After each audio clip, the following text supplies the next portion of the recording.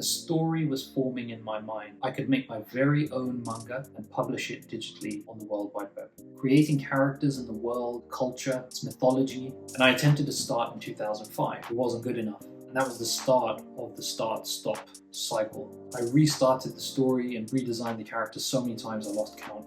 And that's when it hit me that it had been 20 years since I started this project, and I still hadn't actually started.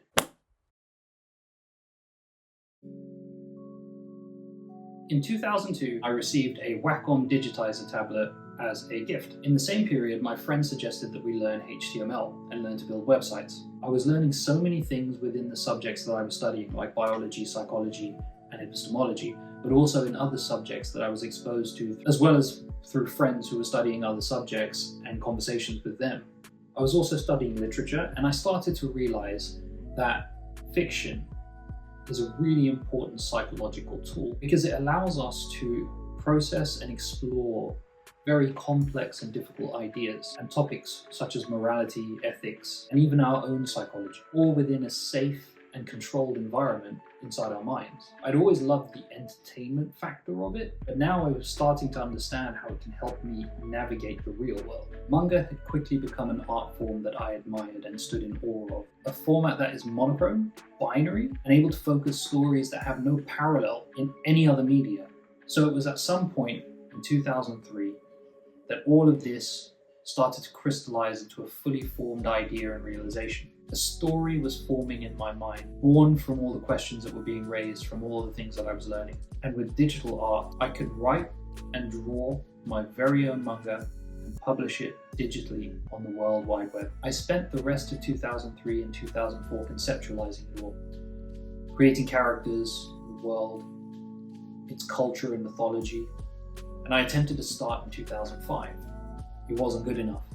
My art, the story, all of it. As time went on, I became more and more stressed by the manga. Not because I didn't want it anymore, not because the passion had gone, but because the more I wanted it, the more it needed to be perfect. And I couldn't make it perfect. The story, the art, the digital publishing, I just couldn't figure it out. I restarted the story and redesigned the characters so many times I lost count. Then in 2016, I attempted to start it again, with more determination. And once again, I scrapped it. My OCD, the anxiety and the depression starts to evolve and gets a lot worse. This project remained this distant dream I was so convinced that I would eventually one day achieve, but I could never find the time or energy to put the work into it. In 2022, I walked into a forbidden planet, and there was this kid, relatively speaking, with a stall promoting and selling her very own original comic book. And I was so excited for her. I was really proud of this complete stranger because I saw a kindred spirit. I saw someone who was doing exactly what I was going to do, was doing exactly what I had been dreaming of doing all these years. And that's when it hit me that it had been 20 years since I started this project, and I still hadn't actually started. It was a slap in the face. It was a wake-up call, and I was resolved. I was doing this now. There was no more waiting. I had everything I needed. The story, the characters, the knowledge of how. I had sufficient art skills to get it done. I know my art is not going to be at the professional standard. I had to accept that it was never going to be perfect. I couldn't get it perfect. But therapy has taught me that I don't need to be perfect. The key was actually getting it done. And I sorted through all the iterations that I had already and all the noise in my head about all of it. Everything came into focus as to what I wanted and how I was going to do it. In those 20 years, a path had been formed for me.